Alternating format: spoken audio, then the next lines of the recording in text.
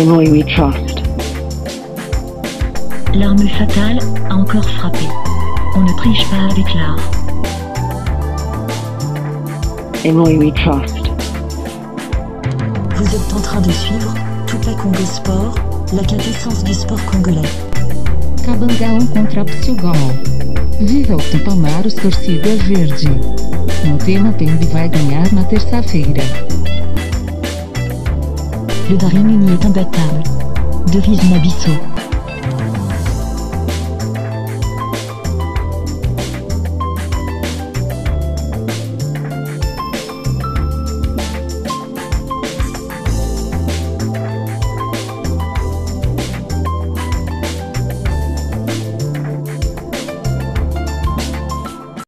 Terminer toute la préparation de cette équipe, je n'en ai pas. Et je ne prendrai même pas des choses. Je ne prendrai même pas de vacances.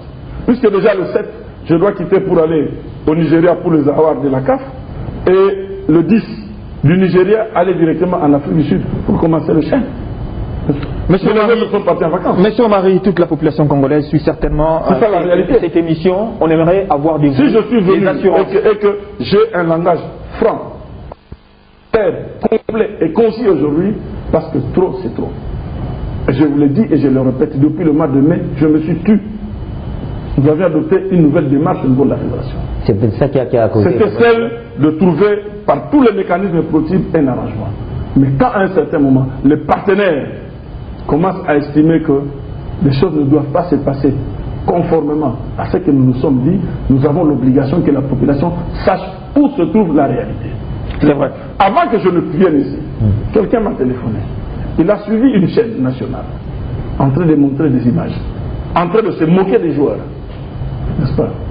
Et la personne qui est en train de se moquer des joueurs, de surcroît, il est conseiller chargé de sport d'élite du ministère des Sports et qui connaît la réalité que l'argent n'est pas encore sorti.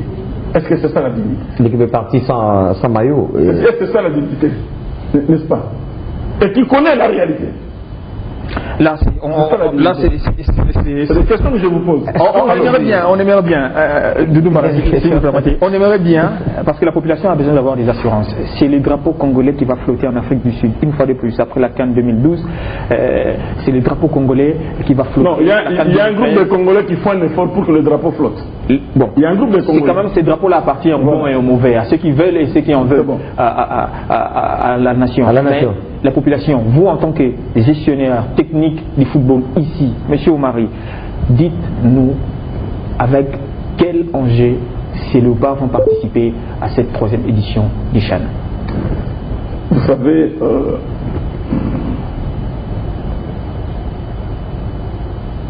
quand nous engageons une équipe pour une compétition, il n'y a aucune fédération qui engage son équipe pour la simple raison qu'il faut aller faire les figurants. Nous ne sommes pas en olympisme. On nous dit l'essentiel c'est de participer. Non. Nous ne sommes qu'à la 3e édition. Et vous savez que nous avons remporté la 1re édition. La 2e édition, on avait une bonne équipe, mais malheureusement les joueurs étaient fatigués en fonction du calendrier très chargé. Cette année-là, vous vous souvenez que l'Osatio c'était le jour des matchs. Mais venait de jouer plusieurs matchs. Le rendement n'a pas été bon. Et vous avez vu aussi, quand je regarde la liste que vous détenez, qu'il y a des jeunes joueurs, certaines valeurs qui viennent de s'éclore. Il y a des jeunes valeurs qui viennent de s'éclore, qui sont en train de s'affirmer au sein de leurs clubs respectifs. Nous avons l'espoir d'aller le plus loin possible. J'ai posé la question à l'entraîneur, qui m'a toujours dit qu'il était confiant avec ces jeunes. Moi, en tant que président, je dois être confiant. Si moi je commence à venir dire à la télévision, écoutez, nous sommes allés par pur plaisir de voyager, tout ça là, j'aurais démotivé mes troupes. Mais nous avons l'obligation de nous présenter correctement, de représenter ce pays correctement, n'en déplaise à ceux qui pensent qu'il faut les bâtons dans le roues. Mais nous avons la ferme conviction de bien nous présenter lors de cette compétition de CHAN. L'effectif rassure? Vous dites? L'effectif rassure? Quand vous me parlez de l'effectif, c'est la question que vous aurez pu poser à l'entraîneur, celui qui est responsable. Les techniciens. Et par ailleurs, je voudrais vous dire que parmi les joueurs, les 23 qui devaient partir, c'est 22 qui sont partis. Kasserek lui doit suivre. Il aurait un problème de passeport. Non, ce n'est pas un problème de passeport, non. il faut rétablir les choses. Lequel? Lors de la dernière sortie de l'équipe de moins de 20 ans, à Nice, quand l'équipe est revenue à Nice, il a brillé par un comportement inapproprié à l'aéroport. Un comportement vexatoire à l'égard de l'immigration. Il s'est permis d'insulter les agents d'immigration à l'aéroport. Fort de ce comportement, que je n'approuve pas, que j'avais condamné à son temps, son passeport avait été saisi par l'immigration.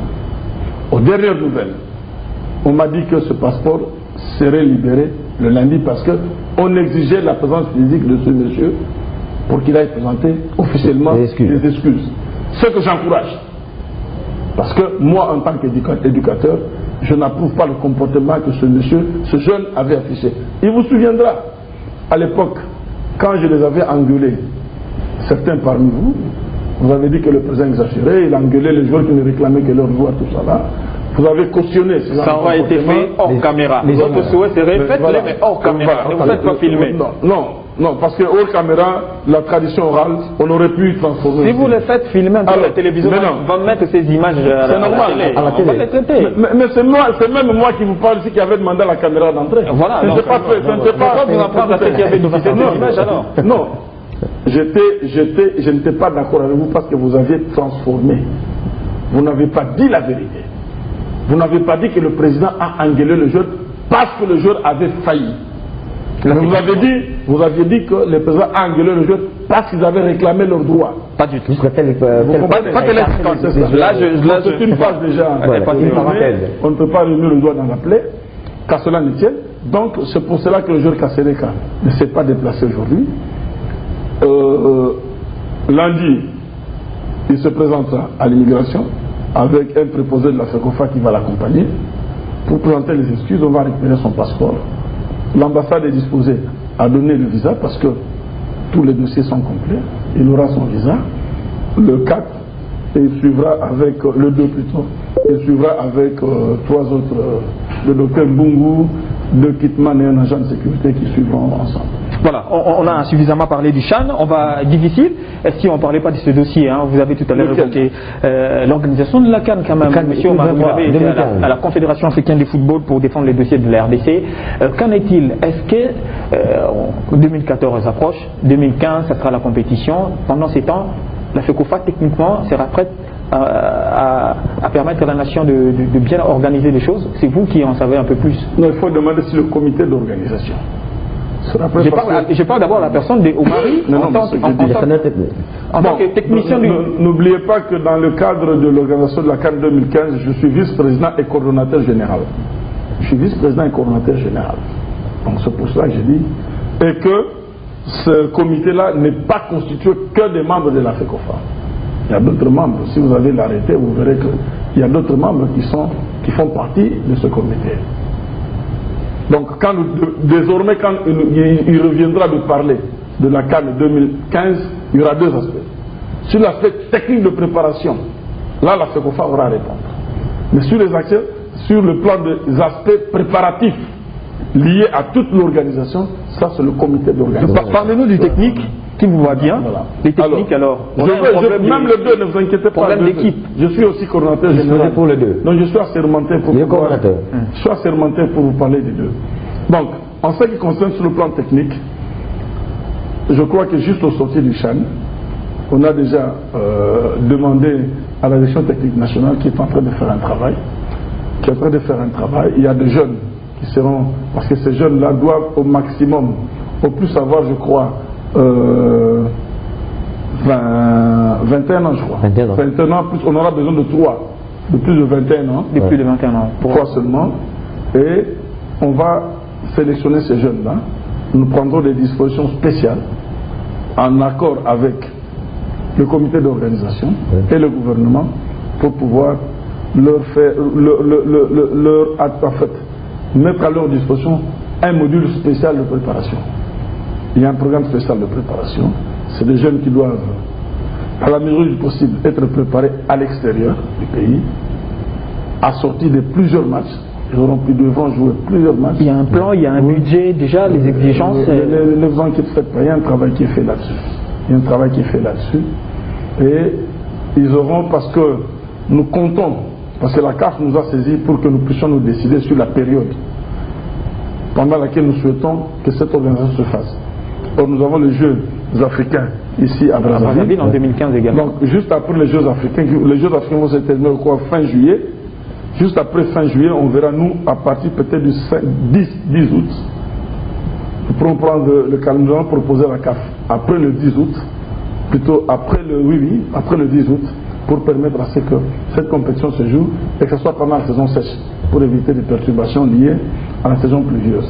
Donc ce côté-là, donc en fonction de cela, vous aurez décompté que nous avons pratiquement 1 année et 5 mois au plus pour préparer l'équipe, 1 année et 5 mois, même 4 mois pour que les infrastructures soient prêtes. Là, les problèmes, les infrastructures.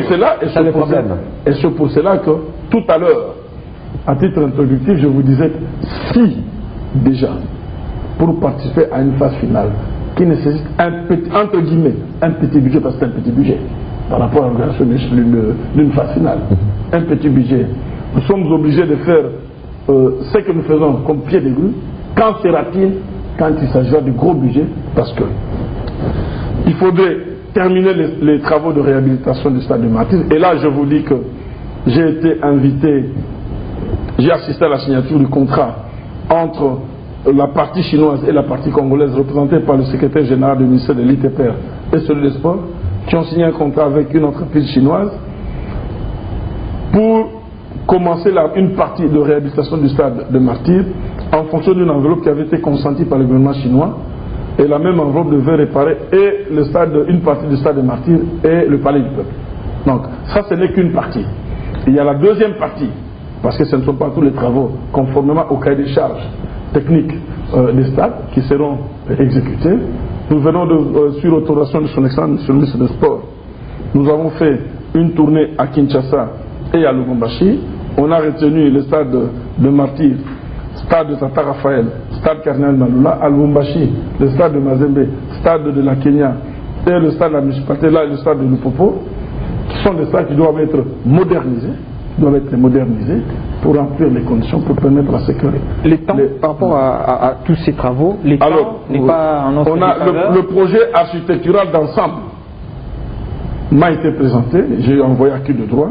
J'attends maintenant personnellement que les prévisions... En tant qu'ingénieur également, vous avez apprécié? Bon, j'ai bien apprécié. Pas seulement en tant qu'ingénieur, mais en tant que officier de sécurité des stades de la FIFA.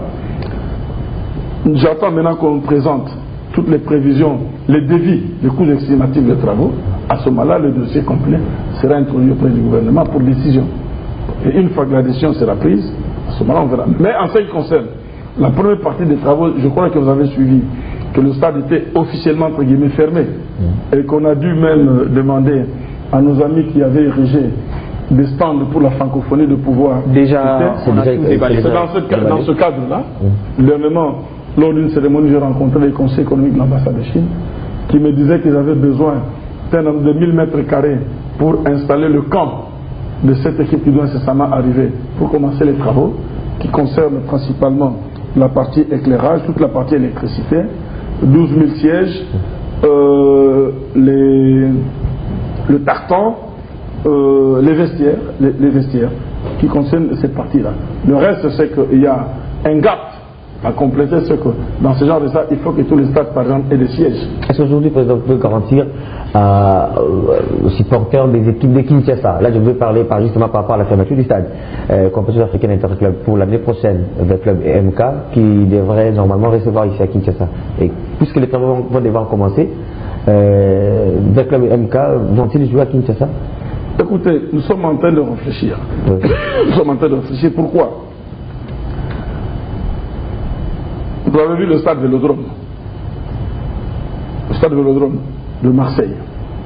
Vous avez observé que Marseille est en train de jouer, il y avait toute une partie qui était en plein chantier. Bon. Mais les Chinois nous ont demandé de disponibiliser totalement le stade.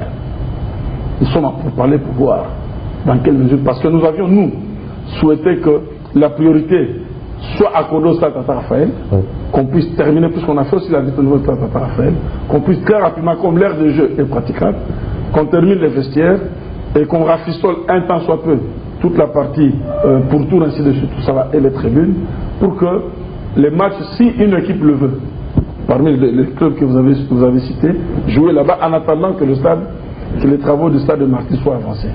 Mais si les Chinois qui vont arriver incessamment nous disent qu'il y aura possibilité de neutraliser une partie du stade pour permettre à ce que les travaux continuent, puisque leur rejet ne sera pas dans un premier temps touché, ben, tout dépendra. Donc ça, c'est la dernière décision revient aux Chinois. Donc, pas aux Chinois, c'est à travers les négociations que nous ouvrons avec eux. Voilà, merci Monsieur Constant Omari, président de la Fédération congolaise de football association.